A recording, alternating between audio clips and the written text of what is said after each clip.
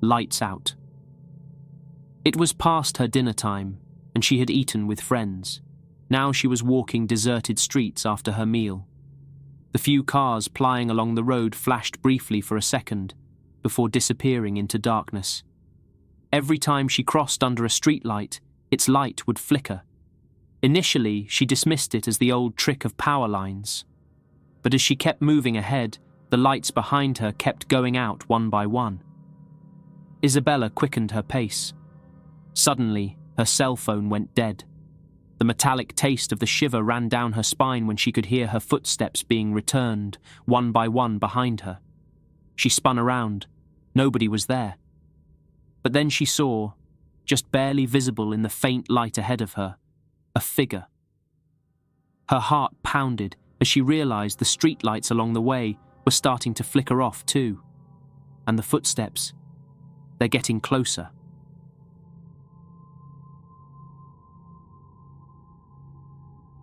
The vanished passenger. Mira missed the last bus and had to walk home through the city's dimly lit streets. The only sign of life was a lone bus stop just up ahead, where a woman sat silently on the bench, her head hanging low. When Mira came up to the next bus shelter, she wondered if she'd ask the woman for directions, but then decided not to. She wasn't quite all there. She felt a sudden urge to head back. Now the bench was empty, and the woman vanished into the darkness.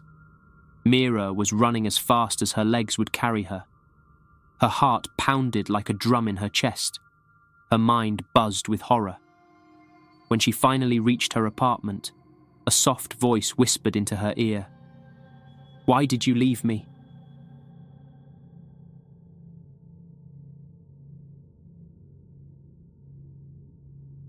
A shadow's step. He hadn't much in the way of belief in the supernatural, but tonight, as he strolled through the park, Luca somehow knew there was a man ahead of him. The man limped slightly and kept a few paces ahead, no matter what Luca did with his own pace. Luca finally shouted, but the man did not respond. A rush of unease flooded over Luca, so he broke into a run to catch up, but as soon as he reached the location where he thought the man had been standing, the figure disappeared. There was nothing but silence all around. Luca's heart was beating fast as he heard a low but chilling voice speaking from behind his back. "Keep walking."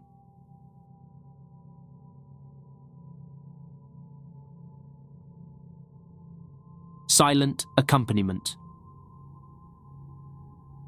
Amelia had always enjoyed her nocturnal walks in the quiet suburb. The silence used to calm her. This night, however, would not be as silent. A non-existent shadow started following her, yet every time she looked over her shoulder, the street was full and empty. The shadow followed her, expanded itself, and approached as if something was apparently casting it. She ran faster, yet the shadow went along with perfect pace. She rushed home, slamming the door shut behind her, but the shadow followed. It now sat silently on her floor, not saying anything, only remaining there.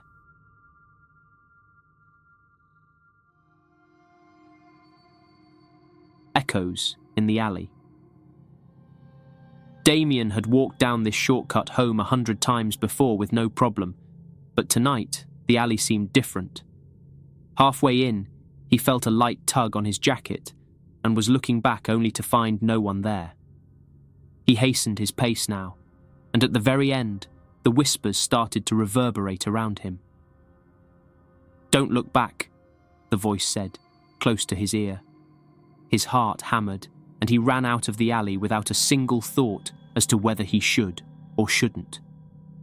The middle of the street was where he heard it when he slammed into him.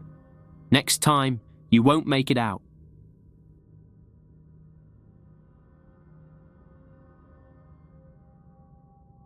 The Mirror Walker. Every night, Noah walked home from work, passing always the same row of storefronts. This evening was different, though. As he checked his reflection in the windows, something was off. It was mimicking his movements all right, but not so as to seem a reflection of his own. The smile in the mirror reflected back at him, a wicked grin no one in the world wore but Noah himself. The boy stopped and turned before one of the windows, heart racing as the reflection waved at him, delayed in movement, but not in intent. "I'm right behind you," it mouthed, as Noah froze in terror.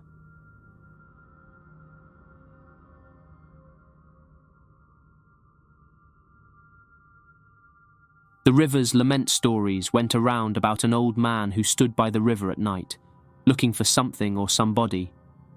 Owen had never believed them till one evening he saw for himself the figure of that man gazing into the water. As Owen approached, the man turned to him, hollow-looking, his voice a mere whisper. "Do you hear them?" he asked, staring at the dark water.